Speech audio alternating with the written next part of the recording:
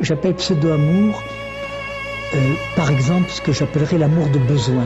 L'un des deux dit à l'autre je t'aime, et ça veut dire en fait aime-moi, aime-moi.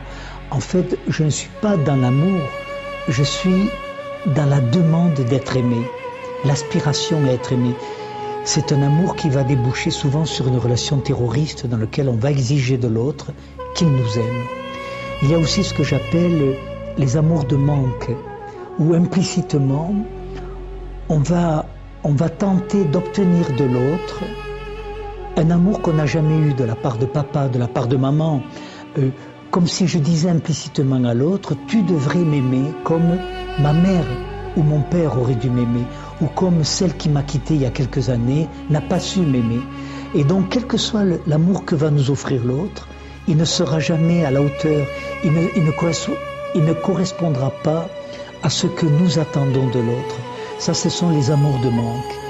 Il y a aussi les amours de peur, qui fait que nous exigeons de l'autre qu'il n'aime que nous. Tu ne dois pas regarder un autre homme, une autre femme, tu dois aimer que moi, je dois être la personne la plus importante pour toi dans la vie. Je ne sais pas si vous entendez à travers ça tout le terrorisme, toute la violence dont peut être porteur ce que certains appellent l'amour, mais que moi, je continue à appeler les pseudo-amours.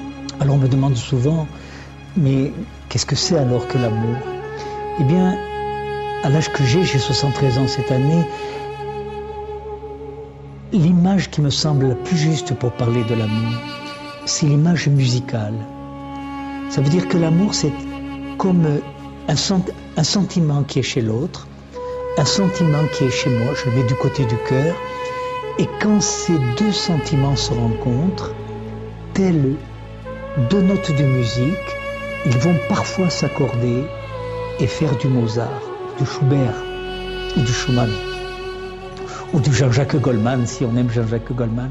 Ça veut dire, voyez, telles deux notes de musique qui vont s'accorder, vibrer ensemble et s'amplifier. Ça, c'est ce que je souhaite à chacun d'entre nous, de rencontrer ce type d'amour où il y a un sentiment chez l'un, un sentiment chez l'autre. Ça s'appelle l'amour en réciprocité, mais au-delà de l'amour en réciprocité, il y a cette sorte d'accord magique qui va faire que ça va devenir quelque chose de merveilleux, d'éblouissant, qui va nous transporter, qui va nous transcender et qui va faire d'ailleurs dans ce type de relation amoureuse que on va écrire des poèmes. Ça a été mon cas alors que je croyais que j'étais incapable d'écrire. On va être capable de traverser la Manche à la nage, enfin de faire des choses extraordinaires, de développer une énergie, de développer une créativité.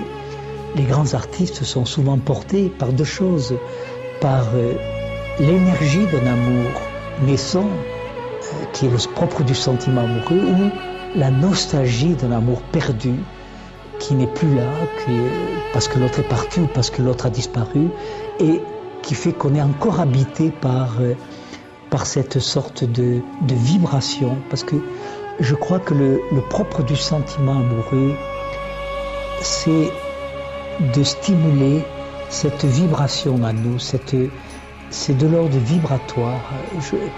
Quand chacune de nos cellules vont scintiller, vont pétiller, vont être porteuses comme ça d'un mouvement qui nous appelle, qui nous porte vers l'autre, avec ce sentiment, c'est ce que je souhaite à chacun, d'être reçu, d'être accueilli, d'être amplifié.